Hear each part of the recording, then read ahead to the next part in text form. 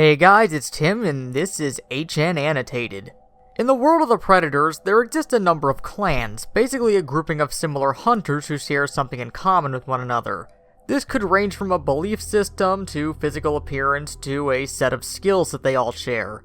In the case of the Dark Blade clan, the thing that brings them together is their advanced technology. The clan made their first appearance in the video game Predator: Concrete Jungle.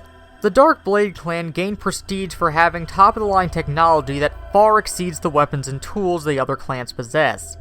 You'd know a member of the Dark Blade clan if you happened to see them, due to their distinct black armor with decorative red lighting. This is with the exception of their most notable member, Scarface, who has his own custom-designed armor. When it comes to weaponry, the Dark Blade clan have their own advanced versions of basically every Predator tool.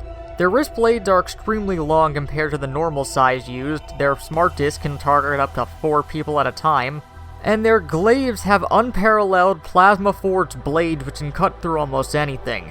Even their biomass, which are largely only viewed as different in aesthetics, seem to have functions that we haven't seen in other Predators. Outside the normal and thermal visions that the other masks typically have, the mask used by Scarface had a sort of tech vision that allowed him to more easily see energy sources and analyze his opponent's weapons, and neurovision, which allowed them to read the opponent's current emotional state, like calm, hostile, or panicking. Due to this, the Dark Blade clan come across like they may in fact be an elite clan, though this hasn't been confirmed. Not only do they have a clear technological advantage that they give to every member of their clan, but they also boast some pretty skilled warriors. This leads us into the story of the Predator I mentioned before, Scarface. In the 1930s on Earth, in a place called New Way City, Scarface, then known as the New Way Devil, began to hunt a man known as Bruno Borgia, known as the God of Gangsters. Scarface tracked him down to a museum and killed all the Mafia members around him until it led to a one-on-one honorable match between the two. Scarface won, decapitating Bruno in front of his wife and his sickly newborn son, Hunter.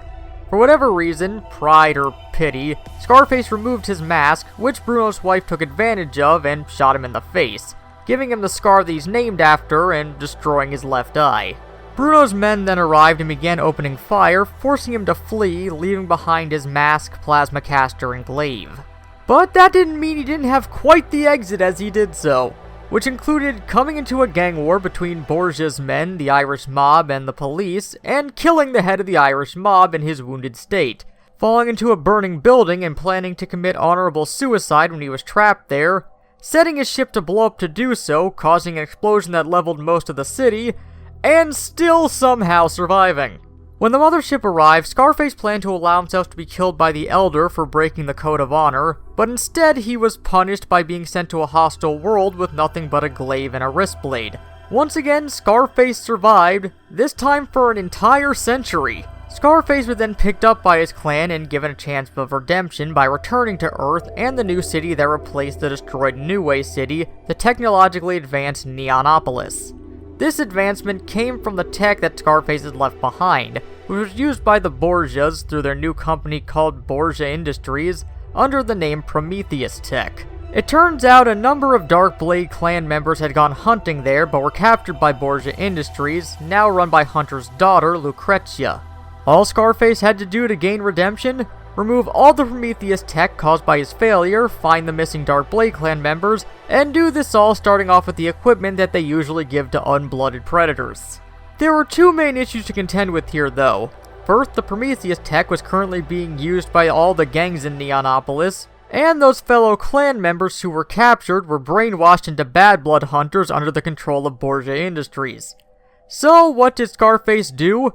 Work its way through all the gangs, killing all 3 bad bloods, named Long Spear, Stoneheart, and Swift Knife if you're curious, and was able to reverse his fate by actually managing to get all the tech away from the humans against impossible odds, in doing so wiping out all of Borgia's legacy.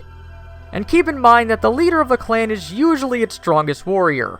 Scarface was not the head of the Dark Blade clan, which should go to show how skilled the clan is overall when someone who's not even the strongest can do all that. Scarface was also quite good at turning a phrase, meaning that he loved to take recordings that other people said to or around him, and play them back to people right before he killed them. For example, in his fight with Hunter Borgia, Scarface used the words he recorded from his father when they fought, saying, "There's only room in this town for one monster," and capping it off with, "You ugly son of a bitch." And that's the Dark Blade clan in a brief telling of the story of their most well-known member. So let us know your thoughts down in the comments on this clan and Scarface overall. And until next time, this has been Tim for HN Annotated.